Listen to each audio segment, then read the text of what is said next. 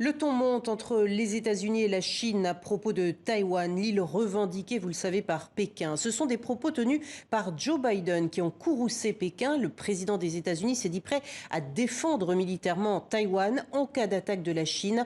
Alice Serret, vous êtes notre correspondante à Taipei. Alors parlez-nous du contexte dans lequel ces propos ont été tenus. Oui, c'est une déclaration qui contredit la politique habituelle d'ambiguïté stratégique des États-Unis. Ce qu'on appelle ambiguïté stratégique, c'est une politique qui définit l'attitude de Washington envers Taïwan.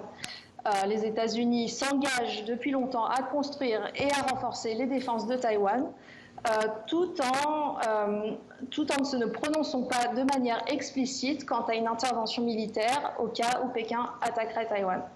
Donc rappelons que la Chine considère Taïwan comme son propre territoire. Elle n'exclut pas l'usage de la force pour unifier l'île ou pour la réunifier selon ses dires. Cette île qui a 23 millions d'habitants.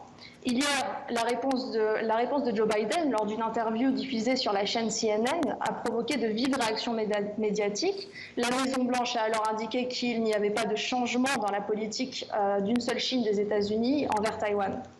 On s'attend à ce que Xi Jinping se prononce sur Taïwan demain à l'occasion des 50 ans de l'adhésion de la Chine populaire à l'ONU. Merci beaucoup, Alice Serret.